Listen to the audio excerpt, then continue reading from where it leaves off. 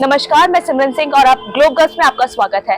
इस समय मैं एक ऐसे वॉरियर के साथ मौजूद हूँ जिन्होंने अपने सपनों को सच कर दिखाया है। एक ऐसे मुकाम के बाद भी जब लोग अपने हार मान के अपनी जिंदगी को खत्म कर देते हैं, उन्होंने उस समय अपनी जिंदगी की शुरुआत की और आज वो करके दिखाया जो बड़े बड़े लोग भी नहीं कर पाते। आज मेरे साथ रूपा जी मौजूद है। नमस्कार रूपा जी, आप इस कैफे में काम करती हैं, आपने इतना मुकाम हासिल किया है, लोगों को इंस्पायर किया है अपनी कहानियों से। अगर आप अपनी हमारी ऑडियंस तक अपनी एक छोटी सी कहानी पहुंचाना चाहे तो आप उन तक क्या पहुंचा सकेंगे? मेरा नाम रूपा है और बेसिकली मैं यूपी मुजफ्फरनगर से बिलोंग करती हूँ और 2013 से मैं छाव फाउंडेशन के साथ काम कर रही हूँ और सिरोज हैंगआउट में मैं कैश काउंटर देखती हूँ। और अगर मैं अपनी स्टोरी बताऊँ तो मेरे पर 2008 में एसिड अटैक हुआ था और अटैक मेरी स्टेप मदर ने किया था। रीजन ये था, वो मुझे पसंद नहीं करती थी। मैं 2.5 साल की थी और एक मेरा भाई है, वो 1 महीने का था। तो जब मेरी रियल मम्मी एक्सपायर हो गई थी तो पापा ने दूसरी शादी कर ली। शादी करने के बाद उनकी खुद की भी एक बेटी थी। तो एक होता है ना मन में कि मतलब अगर बच्चे बड़े हो जाएंगे तो सब कुछ इनको मिल जाएगा, तो मेरे बच्चों को कुछ नहीं मिलेगा। तो मन में उनके वही था। तो उन्होंने बचपन से ही मारने की कोशिश करी और मतलब पसंद नहीं करती थी, कभी प्यार नहीं दिया, टॉर्चर करना, खाना नहीं देना, बहुत बार ऐसा किया। उन्होंने जहर भी देकर मारने की कोशिश करी। ज़्यादा कुछ नहीं हुआ तो फिर 2013 में रात को 2:30 बजे 3 अगस्त सोते समय उन्होंने मेरे ऊपर एसिड फेंका। तो मतलब मुझे तो पता भी नहीं था एसिड अटैक के बारे में, क्या होता है क्या नहीं, और कभी सुना भी नहीं था कि ऐसे केस भी होते हैं। ऐसा लगता था कि मतलब मेरे ऊपर पता नहीं क्या हो गया, कैसे क्या, कुछ समझ नहीं आ रहा था। और गांव में अटैक हुआ था। मैं बेसिकली पली बड़ी हरियाणा में हूँ, फरीदाबाद में, और मैंने पढ़ाई भी वहीं की है। और एग्जाम के बाद गर्मियों की छुट्टी में मैं अपनी स्टेप मदर के पास गई थी, तभी हादसा हो गया था। तो वहाँ पे किसी को नहीं पता था कि क्या करना चाहिए, क्या हो गया, कोई कुछ कह रहा है, कोई कुछ कह रहा है। वहाँ पे भी हॉस्पिटल में भी लेकर गए तो डॉक्टर को भी नहीं पता था। उन्होंने एक इंजेक्शन दे दिया, मैं रात भर ऐसी तड़पती रही। अगले दिन शाम को मेरे चाचा जी जो फरीदाबाद में रहते थे वो वहाँ से गांव गए। गांव से फिर मुझे डिस्चार्ज कराकर दिल्ली सफदरजंग हॉस्पिटल में लेकर आए। तो मतलब रात को 2:30 बजे अटैक हुआ और अगले दिन शाम को 6 बजे जाके मुझे कहीं ट्रीटमेंट मिला। फिर कंटिन्यू मेरा मतलब सफदरजंग हॉस्पिटल में ट्रीटमेंट चला। अभी तक मेरे 18 ऑपरेशन हो गए हैं और 5 साल तक मतलब घर में ही रहती थी, फेस कवर करके रहती थी, किसी से नहीं मिलना जुलना। फैमिली रिश्तेदार आते थे मिलने के लिए, मुझे भी समझ नहीं आता था कि मेरे साथ आखिर हुआ क्या है। मुझे दिखना बंद हो गया था और मतलब जब घर में ड्रेसिंग होती थी, मेरे चाचा आधे से ज़्यादा मेरी ड्रेसिंग घर में ही करते थे। हॉस्पिटल जाती थी तो सब लोग देखकर डर जाते थे, बच्चे देखकर मेरे पास नहीं आते थे। तो मन में ये था कि मतलब पता नहीं क्या हो गया। मैंने अपने आप को 1.5 साल तक नहीं देखा था शीशे में। तो घर वालों ने सब शीशे वीसे छुपा दिए थे, ढक दिए थे कि ये देखेगी तो डर जाएगी। तो 1 से 1.5 साल बीत गया। जब लास्ट में जब मैंने खुद को अपने आप को 1.5 साल बाद देखा तो मैं अपने चेहरे से डरने लगी थी। पहले तो मैं लोगों की बातें सुनती थी तो मुझे लगता था ठीक है हो जाऊंगी, ठीक एक नॉर्मल चोटी तो लगी है, ठीक हो जाऊंगी, पर ये नहीं पता था कि क्या होगा। तो मतलब उनके जो कमेंट्स होते थे घर में कि अब तो बेकार हो गई है, जहर का सुआ लगवा दो, मर जाएगी, कब तक करोगे, अब तुम्हारे पर बोझ बन गई है, कोई से शादी नहीं करेगा, चेहरा बेकार हो गया है, क्योंकि खूबसूरती ज्यादातर चेहरे से ही मानी जाती है। तो मैं सुनती थी पर चुपचाप रोती रहती थी, खाना छोड़ देती थी, खुद भी मरने की कोशिश करती थी। बट ऐसे ही चलता गया। फिर मतलब मेरी एक दोस्त थी, एसिड अटैक सर्वाइवर है वो भी, उसने मुझे 2013 में मतलब यहाँ के बारे में बताया। तब लगा कि हाँ मैं अकेली नहीं हूँ, ऐसे बहुत सारे लोग हैं जिनके साथ ये हादसा हुआ है। और जो दर्द मैंने झेला है उन लड़कियों ने भी सेम दर्द झेला है। और किसी की आंखें नहीं है, किसी की दोनों आंखें चली गई हैं, किसी की एक आंखें चली गई है, फिर भी वो अपनी लाइफ अपनी फैमिली के साथ सरवाइव कर रही हैं और अपने हक के लिए लड़ रही हैं। तो जब वो कर सकती हैं तो मैं क्यों नहीं। तब से मैंने ठान लिया कि जैसे मुझे जीना है, जैसे मैं रहना चाहती हूँ, मैं करना चाहती हूँ, वो मैं करूँगी। तो ये मेरी अटैक की जर्नी रही है। और रूपा जी, जैसे आपने बताया कि आप इस कैफे में एक अकाउंटेंट के रूप में काम करती हैं, लेकिन इससे पहले आप फरीदाबाद में पढ़ाई करती थी, तो आपका कोई सपना रहा होगा कि मुझे बड़े होके ये बनना, मैं ये करना चाहती हूँ, तो वो सपना क्या था? मेरा सच बताऊं, मैं ऐसी फैमिली से बिलोंग करती हूँ कि मैंने सिर्फ घर और स्कूल से अलावा कोई लाइफ नहीं देखी। और बहुत छोटी मतलब हमारे यहाँ लड़कियां बाहर भी नहीं जाती हैं, सर पे चुन्नी रख के रहना, घर में रहना, पढ़ाई से बस मतलब है, इसके अलावा घर के काम करो, बाहर नहीं। तो मैंने बाहर की दुनिया नहीं देखी थी कैसी थी, तो मेरा कोई सपना नहीं था। और मैंने बचपन में ही अपनी मम्मी को खो दिया था।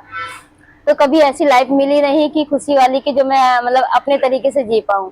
सबको मतलब टॉर्चर सहना और मतलब घर के कामों में रहना।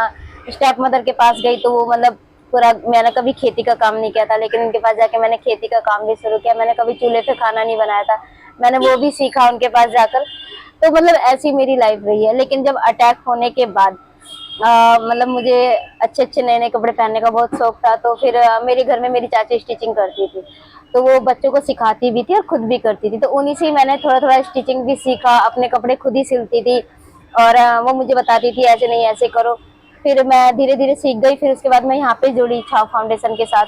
तो आलोक भाई ने मुझे सपोर्ट किया, तो उन्होंने मुझे प्रॉपर एक कोर्स कराया नॉर्मल स्टिचिंग का, तो मैंने वो करा। फिर उसके बाद मैं मतलब छाव फाउंडेशन में आके रहने लगी। तो मैंने मतलब कभी सोचा नहीं था कि ऐसे प्लेटफॉर्म पे काम करूंगी। हैदर मूवी आई थी, उसके लिए मैंने 5 ड्रेस डिजाइन करी थी और हम ही लोगों ने एसिड अटैक सर्वाइवरों ने ही रैम वॉक किया था। तो बहुत अच्छा मतलब एक्सपीरियंस रहा, मुझे अच्छा लगता था ये सब करना। तो मैंने उसी में ही कंटिन्यू किया और शायद आगे भी उसी में कंटिन्यू करूंगी। मैं आपसे एक छोटा सा सवाल पूछना चाहूंगी, जैसे कि कोई आम लड़की होती है, जैसे आप भी नॉर्मल, अभी तो आपको लोग नॉर्मली देखते नहीं है, कितना भी देखते नहीं है, नॉर्मलाइज पर करना बहुत लोग चाहे। देखते हैं, बहुत लोग हाँ नहीं जी, देखते, और जिनके जो देखते हैं उन्हीं की वजह से आज हम अच्छा, यहाँ बैठे हैं। बिल्कुल। अगर एक मैं प्यार की बात करूं कि लोगों का प्यार बदल जाता है, जब स्थितियां बदलती है तो लोगों के लिए प्यार बदल जाता है, लोगों का देखने का तरीका बदल जाता है। तो क्या आपको ऐसा फील हुआ कि जैसे लोग पहले आपसे व्यवहार करते थे, उसके बाद उनका व्यवहार बहुत हद से ज्यादा बदला? मतलब मैं सच बताऊं, मुझे बचपन से वैसे प्यार नहीं मिला है, बस नॉर्मल लाइफ मैंने जी है। बट ये है कि इस बीच में ये सब देखने को मिला, कौन अपना है कौन पराया है। मैं कभी अपने पापा के पास नहीं रही हूँ, स्टेप मदर ने ये किया। और मैं अपने चाची चाचा के पास में बचपन से रही हूँ, दादी बाबा ने हमारी परवरिश करी है। तो मैंने मतलब प्यार को तो मैं कह ही नहीं सकती कि मुझे मिला है। बट हाँ, जो सपोर्ट और जो सम्मान मुझे यहाँ पे आके मिला है, जो मैंने अपनी फैमिली में नहीं देखा था। क्योंकि माँ बाप का प्यार अलग होता है, वो हर मुसीबत में अपने बच्चे का साथ देते हैं, लेकिन अगर माँ बाप नहीं हो ना तो कोई किसी का साथ नहीं देता, ये मैंने देखा है। पर यहाँ आने के बाद एक दोस्त भी मुझे मिले और एक फैमिली भी मिली, एक मतलब सपोर्ट करने वाले इंसान भी मिले। शायद जो मेरी फैमिली को करना चाहिए था, मेरे घर वालों को करना चाहिए था, वो मेरे को आलोक भाई ने मुझे सपोर्ट किया। पहले दिन ही उन्होंने मतलब मेरे सर पे हाथ रखा और बोले कि तुम आगे बढ़ो, हम तुम्हारे साथ है, तुम अपनी लाइफ को खुल के जियो। मैं फेस कवर करके रहती थी, मैंने लगभग 5 साल तक फेस कवर करा है। दिन हो चाहे रात हो, 24 घंटे हैंकी बांध के रखती थी मैं चेहरे पे। बट यहाँ पे आके मैंने फेस ओपन करा। और पहले मैं अपनी स्टोरी बताने से डरती थी, बट मैंने खुल के अपनी स्टोरी बताना शुरू करा और लोगों का सामना शुरू करना सीखा। तो जो लोग मुझे गलत समझते थे ना, उन्होंने मुझे अच्छा समझना शुरू किया। तो जो मुझे गलत बोलते थे ना कि इसी की गलती होगी, इसी की वजह से ये हुआ होगा, लड़के का चक्कर होगा, प्यार का चक्कर होगा, ससुराल वालों ने जला दिया होगा, तो वो सब चीजें चेंज हुई है। तो जो कुछ लोग ऐसे भी आए जिन्होंने एकदम मतलब मेरी स्टोरी जानते ही मुझे गले लगा लिया, उनसे मुझे हिम्मत मिली। और आज इतने सारे दोस्त हैं मेरे। और मैंने कभी सोचा नहीं था, मैंने टेडेक्स भी दिया है और मैंने अकीरा मूवी में भी काम किया है। तो मतलब मैंने कभी सोचा नहीं था कि मैं ऐसी जगह पे आके इतना अच्छा मुकाम हासिल करूंगी। आज मेरी खुद की एक पहचान है। मेरे घर वाले जो मुझे कभी मुझसे बात नहीं करते थे, मुझे कभी समझते नहीं थे, कभी देखना भी पसंद नहीं करते, आज वो मुझे फोन करके बुलाते हैं। चाहे शादी हो, बर्थडे पार्टी हो, कुछ भी हो, पहले नहीं बुलाते थे, बोलते थे कि उसको घर में छोड़कर आना, आज वो सबसे पहले मुझे बुलाते हैं। तो ये मतलब बदलाव आया है। जी, जैसे आपने बताया कि आपने मूवी के लिए भी ड्रेस डिजाइन की है, अगर आप इसको करियर को एज आगे लेके जाना चाहें, जैसे आपको पसंद भी है ड्रेस डिजाइन करना, तो आप क्या देखते हैं कि आप इसे करियर को आगे ले जाना चाहेंगी, अपनी ड्रेस डिजाइनिंग स्किल्स को लोगों तक पहुंचाना चाहेंगे? लेकिन आज के टाइम में फैशन बहुत इंपॉर्टेंट है जी लोगों के लिए, बिल्कुल। तो आपको क्या लगता है कि अगर आप चाहे ले जाना तो कहाँ तक आप इसको ले जा सकते हैं? अभी तो मतलब मैंने कुछ सोचा नहीं है। मैं सच बताऊं, मैं सोचती बहुत हूँ कि मैं कंटिन्यू इसमें करूं, और आलोक भाई मेरा बहुत सपोर्ट करते हैं, वो मेरे लिए कुछ ना कुछ कर ही रहे हैं। लेकिन मैं आपको बता दूं, जाना मुझे इसी लाइन में है और आगे भी मेरी बात चल रही है। जब भी मौका मिलेगा, कई जगह बात करी हुई है, तो मैं इसी लाइन में जाऊंगी। जितना मेरा हो सकेगा मैं अपना पूरा 100% दूंगी। और मैं सच बताऊं, मेरे ऊपर जिम्मेदारी भी बहुत है। मेरा एक भाई है, जी। तो उसकी प्रॉपर जिम्मेदारी मेरी है। तो हो सकता है कि मैं कभी कभी ये भी सोचती हूँ कि पहले उसके लिए मैं करूँ, अपने लिए शायद बाद में। क्योंकि बड़े बहन हो चाहे बड़ा भाई हो, वो माँ बाप के समान होता है मेरे बहन भाइयों के लिए।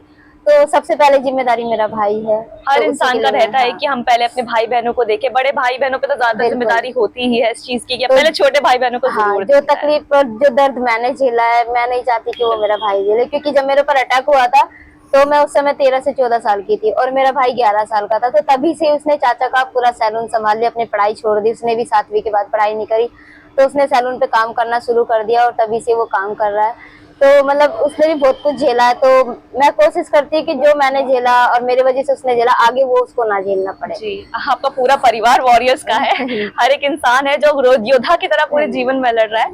आपसे आखिरी सवाल पूछना चाहूंगी, जैसे काफी ऐसे अटैक पीड़ित होते हैं जिन पे पुरुषों द्वारा हमला किया जाता है, लेकिन आपकी खुद की सौतेली माँ ने आप पे हमला किया, तो आपको ये एहसास नहीं हुआ कि एक महिला हो कि उन्होंने महिला पे हमला किया, एक महिला होकर उनको बिल्कुल भी एहसास नहीं हुआ कि मैं अपनी बेटी के साथ जो करने जा रही हूँ वो गलत है, उसकी जीवन खराब हो जाएगा? आपको ऐसा महसूस हुआ कि उन्होंने क्यों किया होगा? पहले महसूस होता था, तो फिर अभी सोचती हूँ ना, जब मुझे सपोर्ट करने वाला कोई नहीं था, जब मेरे ऊपर अटैक हुआ था, तो जो मन में आता था गुस्सा, गाली, ऐसा लगता था कि अगर मुझे सपोर्ट मिल जाए तो शायद मैं उसको उम्र कैद की सजा करा दूं या मैं उसके ऊपर खुद एसिड डाल दूं, ऐसा मन करता था। लेकिन जब से मैं यहाँ जुड़ी हूँ, थोड़ी मेरी सोच भी बदली है और फिर समझ में आता है कि जो दर्द मैंने झेला, मैं वो दर्द उसको कैसे दे सकती हूँ। और मेरे अटैक के बाद वो 2 साल तक जेल में भी रही है। फिर उसके बाद मन में गुस्सा भी आता था कि वो 2 साल के बाद कैसे छूट गई, क्यों बाहर आ गई, क्यों मेरी फैमिली ने सपोर्ट नहीं किया। मुझे यहाँ भी बोला गया कि तो हम साथ दे रहे हैं तुम्हारा, तुम दोबारा FIR करो। फिर मन में आता था कि जो परवरिश हमने बिना माँ बाप के झेली, उनके भी खुद के 4 बच्चे थे, 4 बच्चे हैं अभी भी, अब तो बड़े हो गए। उस समय छोटा था, कोई 9 साल का था, कोई 11 साल का, कोई, तो हमने अपनी बिना माँ बाप के परवरिश की है, तो हम नहीं चाहते थे कि उनकी सर से उनके माँ बाप का साया छूट जाए। तो फिर दोबारा मैंने उनको सजा भी नहीं कराई। और ठीक है, शायद जो दर्द मैंने महसूस किया है कि मेरे पास माँ नहीं है, मेरे पास पापा नहीं है, तो वही शायद मेरी स्टेप मदर ने भी देखा होगा कि मतलब फैमिली ने उनको कभी सपोर्ट नहीं किया, चाहे मेरी दादी बाबा हो या मेरे खुद के फैमिली हो, उनको किसी ने सपोर्ट नहीं किया, सबने अलग उनको निकाला। तो कहीं ना कहीं उनके मन में भी गुस्सा था कि फैमिली उनको सपोर्ट नहीं करती है, उनके बच्चों को सपोर्ट नहीं करती है। तो उन्होंने शायद ये सोच कर किया होगा, कहीं ना कहीं उनकी भी गलती नहीं है। और यहाँ मैं मानती हूँ कि मेरे पापा की थोड़ी बहुत गलती रही है कि उन्होंने उनको सपोर्ट नहीं किया, ना ही उन्होंने हमें सपोर्ट किया, ना ही उनको सपोर्ट किया। अगर हम दोनों को साथ लेकर चलते तो शायद ये सब नहीं होता। तो मैं चाहती हूँ कि वो भी अपनी जगह सही है और हम भी अपनी जगह सही है। ठीक है, उनके मन में जो आया, जो उन्होंने किया, वो उनकी लाइफ है। आज जो मैं कर रही हूँ, और शायद कहीं ना कहीं वो ये सब चीज उनके लिए एक जवाब है। ये उन्होंने यही सोच कर किया था ना कि मैं मर जाऊंगी, एक 4 दीवारी में घुट घुट के रह जाऊंगी, बाहर नहीं निकलूंगी, दुनिया का सामना नहीं कर पाऊंगी। बट उसका उल्टा हुआ। उनके लिए यही जवाब है कि आज मैं दुनिया में निकल रही हूँ, लोग मुझे जान रहे हैं, मैं न्यूज में आ रही, मैं मूवी में काम कर रही, मैं ऐसे प्लेटफॉर्म पे काम कर रही कि जहाँ दुनिया मुझे जानती है।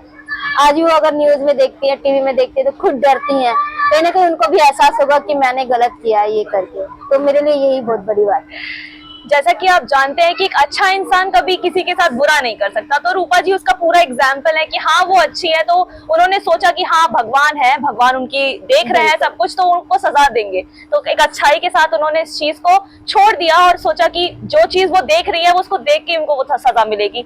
आपकी रूपा जी, आपकी कहानी किसी को भी इंस्पायर करने के लिए बहुत अच्छी है कि आप किसी भी स्टेज पे कुछ भी हार के कुछ भी जीत सकते हैं, किसी भी स्टेज पे कोई भी चीज हासिल कर सकते हैं। आप ये लोगों को सीख देती है कि आप किसी से कम नहीं है, कभी भी आप कोई भी चीज हासिल कर सकते हैं। लाइफ में कभी कोई कम नहीं होता, बस वो एक दूसरे को देखकर सीखता है। आज शायद मैं भी यहाँ पे हूँ, तो मेरे पीछे भी किसी का हाथ है ना यहाँ तक लाने में, तो हम एक दूसरे के थ्रू चलते हैं, कोई अकेला नहीं चलता। तो हम एक दूसरे के साथ एक चैन की तरह आगे बढ़ते हैं और एक दूसरे का साथ देते हुए यहाँ तक आए। आज जब मैं यहाँ जुड़ी थी सिर्फ 3 से 4 लोग थे, जब हमने आगरा वाला कैफे ओपन करा था। आज हम 150 लड़कियों के साथ काम कर रहे हैं। और जो सपोर्ट और जो सम्मान और जो ट्रीटमेंट हम लोगों को नहीं मिल पाया, आज वो टीम हमारी कर रही है। कहीं भी ऐसे अटैक्स होता है तो हम लोग रीच आउट की तरह वहाँ पे जाते हैं, बेहतर से बेहतर उनको ट्रीटमेंट दिलाने की कोशिश करते हैं और जितना हमसे हो सकता है हम उनको सपोर्ट करते हैं। जो हमने झेला हम नहीं चाहते। पहली बात तो हम कोशिश यही करेंगे कि कहीं ऐसे अटैक्स ना हो, लेकिन अगर हो भी जाता है तो हमारी पूरी टीम मतलब पूरी जी जान लगा देती है उनको सपोर्ट करने में। रूपा जी, मैं बस अपने दर्शकों को आप क्या मैसेज देना चाहेंगे हमारे दर्शकों को कि वो अपने जीवन में एक मोटिव लेके चले हमेशा अपने दर्शकों के? बस मैं यही कहना चाहूंगी, जैसे आज मैं अपने सपनों को पूरा कर रही हूँ और अपनी लाइफ में आगे बढ़ी, तो आप भी अपनी लाइफ में आगे बढ़िए, अपने सपनों को पूरा करिए, क्योंकि एक कदम आपको बढ़ाने की जरूरत है, दुनिया आपके साथ है। तो एटलीस्ट खुद से एक शुरुआत करिए और अपने साथ साथ दूसरों को भी सपोर्ट करिए। अगर आपको कहीं भी लगता है कोई क्राइम हो रहा है तो आगे बढ़ के उसकी मदद करिए। अगर शायद आप एक छोटा सा कदम बढ़ाएंगे ना तो शायद उसकी लाइफ बन सकती है, वो उस क्राइम से बच सकती है। बस इतना ही कहना चाहूंगी। Thank you so much. Thank you so much Rupa ji, आपसे बात करके बहुत अच्छा लगा। थैंक यू सो मच दर्शकों।